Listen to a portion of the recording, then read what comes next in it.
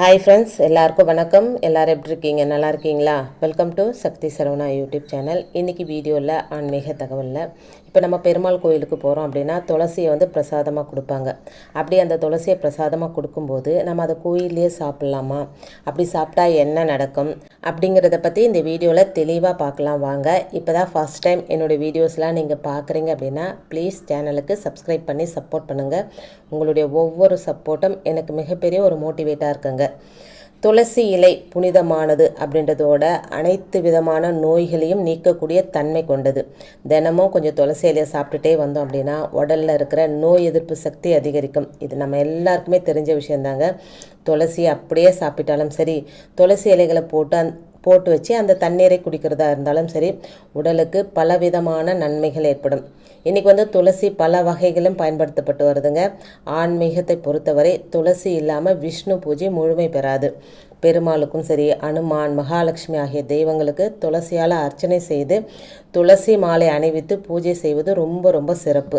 தினமும் துளசி செடிக்கு நம்ம தண்ணி ஊற்றினா கூட நம்முடைய பாவங்கள் நீங்கி மகாலட்சுமியோட அருள் பரிபூரணமாக கிடைக்குங்க. வீட்லேயும் சரி, வாழ்க்கையிலும் சரி மங்களங்கள் நிறையும் அப்படின்றது நம்பிக்கைங்க. துளசி இலையோட மகத்துவம், நன்மைகள் பற்றியும் இது ஆன்மீகம் மற்றும் மருத்துவ பலன்கள் கொண்டது. இது எல்லாருக்கும் தெரியுங்க. பெருமாள் கோவில், அனுமான் கோவிலுக்கு போனால் பிரசாதமாக துளசியை கொடுப்பாங்க. சிலர் இந்த துளசியை வாங்கி தான் சாப்பிடுவாங்க. ஆனால் சிலர் அதை அப்படியே வாங்கிட்டு பூஜை அறையில் வச்சுருவாங்க. இதில் எது சரி? கோவிலில் சுவாமிக்கு சாற்றிய துளசியை பக்தர்களுக்கு பிரசாதமாக கொடுக்குறாங்க. இதை சாப்பிடலாமா கூடாதா அப்படின்ற சந்தேகம் நிறைய பேருக்கு இருக்குங்க. எனக்கு கூட அந்த சந்தேகம் இருந்தது. ஒவ்வொருத்தரும் ஒவ்வொரு மாதிரியாக சொன்னாங்க. துளசி ஏன் நம்ம சாப்பிடணும்? பொதுவாகவே துளசி இலைகளை சாப்பிடுவதால் உடலில் இருக்கிற நோய் கிருமிகள் நீங்கும் அப்படின்றது நம்ம எல்லாருக்குமே தெரியும். ஆனால் கோவிலில் கொடுக்கும் துளசியை சாப்பிடுவதால் நமக்கு என்ன நடக்கும் அப்படின்றத பற்றி இங்கே தெளிவாக தெரிஞ்சுக்கலாங்க. கோவிலில் கொடுக்கும் துளசியை சாப்பிடுவதால் உடலும் மனமும் தூய்மை அடைமாங்க. மனசில் இருக்கிற அழுக்கு, எதிர்மறை ஆற்றல்கள் நீங்குவதற்கு இந்த துளசி ரொம்ப உதவுங்க.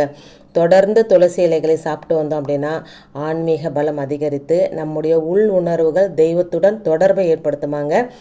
துளசி இலைகள் புனிதமானவை அப்படின்றதுனால எதிர்மறை ஆற்றல்களால் நாம் பாதிக்கப்படுவது காக்கப்படுங்க. தீய சக்திகள், பில்லி, சூன்யம் ஆகியவற்றில் தாக்குதலிலிருந்து பாதுகாக்குங்க. கோவிலில் கொடுக்கும் துளசி இலைகளை சாப்பிடுவதால் தியானம் மற்றும் ஆன்மீக சாதகங்கள் செய்யும் போது விரைவில் மனம் அமைதி நிலையை அடைந்து மனசில் தெளிவை ஏற்படுத்துமாங்க. அதே போல் மனம் ஒருமுகப்படுத்துவதையும் ஊக்குவிக்குமா இந்த துளசி இலைகள். துளசி மகாவிஷ்ணுவுடன் தொடர்புடைய இலை அப்படின்றதுனால அவருக்கு படைக்கப்பட்ட துளசியை நாம் சாப்பிடுவதால் இறைவனின் முழுமையான ஆசிகளும் இறைவன் நம்முடனே இருப்பது போன்ற உணர்வையும் ஏற்படுத்துங்க. துளசி இலைகளை சாப்பிட்றதுனால மன அழுத்தம் நீங்குங்க. ஒட்டுமொத்த வாழ்க்கையும் உயர்வு பெற செய்யும் இந்த துளசி இலைகள். ஆயுர்வேதத்தில் துளசி இலை சாத்வீக மூலிகையாக கருதப்படுதுங்க. அதனால தான் இது தூய்மை, தெளிவு, ஒற்றுமை ஆகியவற்றை தருது அப்படின்னு சொல்கிறாங்க. துளசி இலைகளை தொடர்ந்து சாப்பிட்டு வந்தால் நமக்குள்ளும் சாத்வீக ஆற்றல் அதிகரித்து உடலும் மனமும் பலமுடன் இருக்கும். கோவில்களில் பிரசாதமாக கொடுக்கப்படும் துளசியானது இறைவனின் திருமேனியில் மீது பட்டது அப்படின்றதுனால இதனை சாப்பிடுவதால் நம்முடைய ஆறாவை சுத்தம் செய்யப்படுதுங்க. நம்மை சுற்றி உள்ள சூழ்நிலைகளின் தன்மையிலிருந்து நம்மை பாதுகாக்க உதவுதுங்க இந்த துளசி இலைகள். இந்த துளசியை பிரசாதமாக கொடுக்க இதுதாங்க காரணம். துளசி இலைகள் பெரும்பாலும் பூஜைகள், புனிதமான சடங்குகளின் போது மட்டுமே பயன்படுத்தக்கூடியதுங்க. இது பக்தர்களுக்கு பிரசாதமாக கொடுக்கப்படும் போது துளசியினால் தெய்வீக தன்மையுடன் இறை சக்தியும் ஒன்றிணைவதால் துளசியில் தெய்வீக தன்மையானது நிறைஞ்சிருக்கும். இதனால் இவற்றை உட்கொள்ளும் போது நாம் சாப்பிடும்போது நமக்கும் தெரியாமல் நமக்குள் இருக்கும் தீமைகள் அழிக்கப்பட்டு தெய்வத்தன்மை நிறைஞ்சு விடுதுங்க. இதனால் நம்முடைய வேண்டுதல்கள் தானே நிறைவேற தொடங்கிடுங்க. தெய்வீக தன்மை நமக்குள் அப்படியே உள்வாங்குவதற்கு தான் கோவிலில் கொடுக்குற துளசியை சாப்பிடணுங்க. காய விடக்கூடாதுங்க, வீணாக்கக்கூடாது அப்படின்னு சொல்கிறாங்க. இப்போ பெருமாள் கோயிலில் கொடுக்குற துளசியை கொஞ்சம் இலைகளை நம்ம சாப்பிட்டுட்டு கொஞ்சம் இலைகளை கொண்டு பூஜை அறையில் வச்சுட்டு அந்த இலைகளை நம்ம பணம், நகை வைக்கிற பெட்டியில் வைக்கும்போது அந்த இடத்துல ஈர்ப்புத்தன்மை அதிகரித்து பணம் அதிகமாக சேரக்கூடிய தன்மையும் இருக்குது. இது நம்ம எல்லாருக்குமே தெரிஞ்ச விஷயந்தான். அதோட பெருமாள் கோயிலுக்கு போனோம் அப்படின்னா நேராக வீட்டுக்கு வரணும். நம்ம நடுவில் எங்கேயும் போகக்கூடாது. ஏன்னா மகாலட்சுமி தாயார் நம்ம கூடவே வருவாங்களாம். கூடவே வீடு வரையும் அவங்க வீட்டுக்கு நம்ம வேறு எங்கேயாவது போகும்போது மகாலட்சுமி தாயார் திரும்பி போயிடுவாங்க அப்படின்னு சொல்லுவாங்க. சிவன் கோயிலுக்கு போனால் கொஞ்ச நேரம் உட்காந்துட்டு வரணும், பெருமாள் கோயிலுக்கு போனால் நேராக வீட்டுக்கு வரணும் அப்படின்னு சொல்கிறதுக்கு இது தாங்க காரணம்.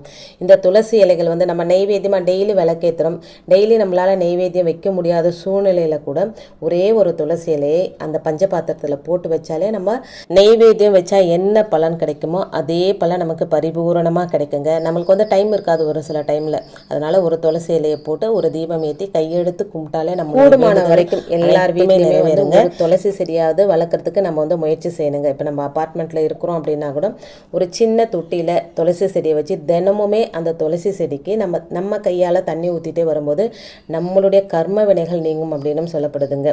ஆனால் நான் இருக்கிற வீட்டில் வந்து எங்கள் ஓனருக்கு செடி வைக்கிறது சுத்தமாக பிடிக்கலைங்க.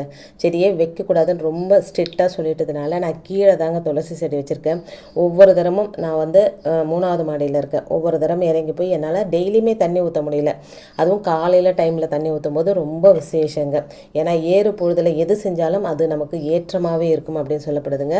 அதனால் எனக்கு எப்போ டைம் கிடைக்குதோ அப்போ தான் போய் ஊற்றுறேன். உங்களுக்கு வாய்ப்பு இருக்கும் பட்சத்தில் ஒரு துளசி செடியாவது வச்சு காலையில் ஏறு முகத்தில், அதாவது வந்து 12 மணிக்குள்ளே நீங்கள் செடிக்கு தண்ணி ஊற்றும் போது நல்ல பலன் உங்களுக்கு. யார் வீட்டில் துளசி செடி நல்லா செழிப்பாக வளருதோ அந்த வீடும் செல்வ செழிப்போடு இருக்கும் அப்படின்றதுல எந்தவித சந்தேகமும் உங்களுக்கு வேண்டாங்க. இன்னைக்கு துளசி செடியை பற்றியும் துளசி இலைகள் பற்றியும் நான் உங்ககிட்ட ஷேர் பண்ணதில் எனக்கு ரொம்ப சந்தோஷங்க.